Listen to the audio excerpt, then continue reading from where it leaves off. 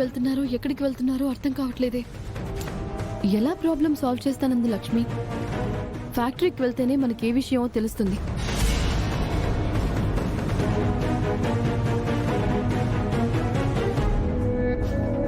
ఏంటండి ఆలోచిస్తున్నారు?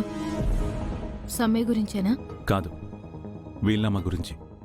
ఆ ప్రాబ్లం సాల్వ్ అయింది కదండి.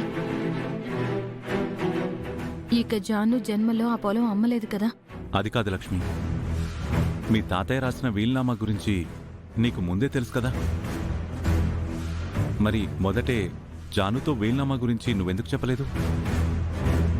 ఈ రోజు వరకు ఎందుకు వెయిట్ చేశావు? జానుని కన్విన్స్ చేద్దాం అనుకున్నానండి. తాను ఎంత చెప్పినా వినకపోయేసరికి తాతయ్య గారి వీలునామా బయట పెట్టాల్సి వచ్చింది. జాను బాగా డిసప్పాయింట్ అయింది. ఆ వీలునామా విషయంలో నాకు బాధగానే ఉందండి. దాని గురించి నాకు తెలిసినప్పుడు అది మార్చమని, ఆస్తి ఇద్దరికీ సమానంగా పంచమని తాతయ్య గారిని అడిగాను. అందుకు తాతయ్య గారు ఒప్పుకోలేదు. ఆస్తి ఒకటిగానే ఉండాలన్నారు. అయితే మొత్తం ఆస్తి జాను పేరు మీదే రాయండి అని అడిగాను. అందుకు కూడా తాతయ్య గారు ఒప్పుకోలేదు. జాను అలా మారిపోతుందని మీ తాతయ్యకి అప్పుడే అనిపించిందేమో. ఆ విషయం నాకు తెలీదండి. కానీ ఆస్తి చెదిరిపోకూడదని తాతయ్య కోరుకున్నారు.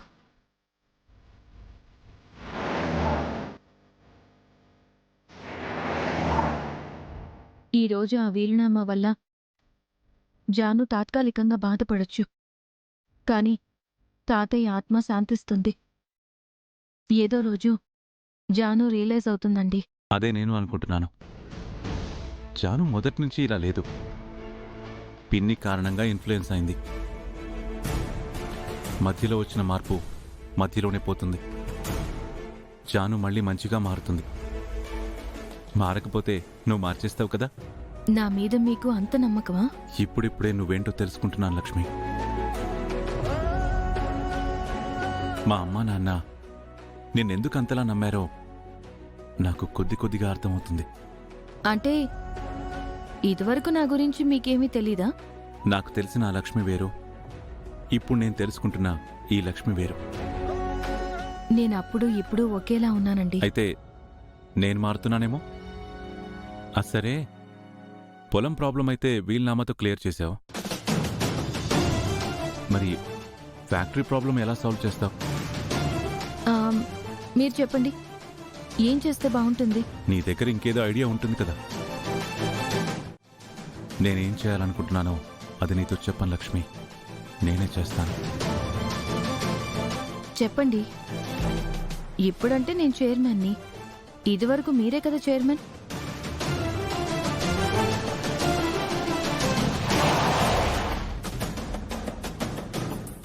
ఏంటండి కారాపారు? నువ్వు ఫ్యాక్టరీకి వెళ్ళు లక్ష్మి. మిత్రా గారు, మీరెక్కడికి వెళ్తున్నారు? చిన్న పనులు చూసుకొని వస్తాను. అది అంత అర్జెంటా? చాలా ఇంపార్టెంట్. నీకు హెల్ప్గా డాడీ ఫ్యాక్టరీకి వస్తున్నారు. నేను త్వరగా వచ్చేస్తాను.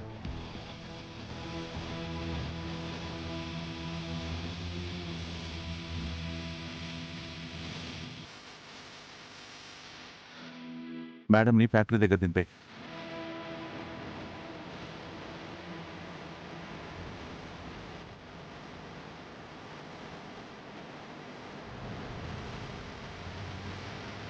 మిత్ర కారెందుకు మారాడు?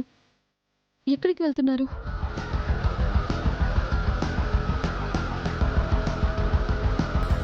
ఇప్పుడు ఎవరిని ఫాలో చేయాలి? మిత్ర ఎక్కడికి వెళ్తున్నాడో తెలీదు. లక్ష్మిని ఫాలో చేస్తేనే బెటర్. లక్ష్మిని ఫాలో చేస్తాను. బాగా నొప్పిగా ఉంది సార్. మరెందుకు అప్పుడే డిశ్చార్జ్ అయ్యారు? హాస్పిటల్లో అన్ని రోజులుంటే మా బోటి వాళ్ళం ఆ ఖర్చులకు తట్టుకోలేం కదా సార్. మా డాడీ మీకు 10 లక్షలు ఇచ్చారు కదా. ఆ డబ్బులు ఎక్కడ సరిపోతాయి సార్? అంతా హాస్పిటల్కి ఖర్చు అయితే ఇల్లు ఎలా గడవాలి? పైగా ఆయన చెయ్యి ఎప్పటికి బాగుపడుతుందో, మళ్ళీ ఎప్పుడు పనిలోకి వెళ్తాడో తెలియదు కదా సారు.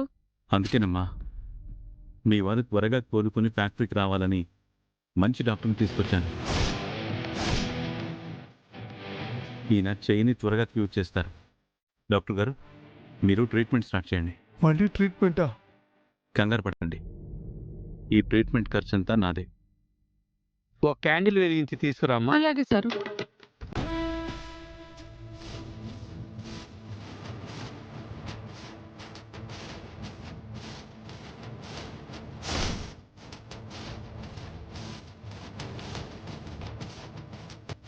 అవన్నీ ఏంటి సార్?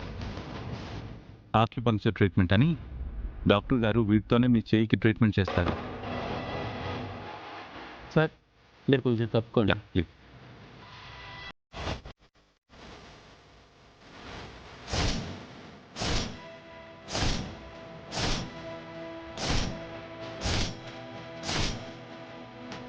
ఏంది సార్? ఏం చేస్తున్నారు? ఈ సూదులను బాగా కాల్చి మీ వారి చేతికి గుచ్చుతానమ్మా. చచ్చిపోతాను సార్. భలేవారే, అలా ఎలా పోతారు? వేడి చేసిన సూదులు మీ నొప్పిని తగ్గిస్తాయి. ఆ తర్వాత ఆ మేకుల్ని మీ చేతికి పెట్టి సుత్తితో కూడా కొడతారు. నొప్పి పూర్తిగా పోతుంది. డాక్టర్ గారు, మీరు స్టార్ట్ చేయండి.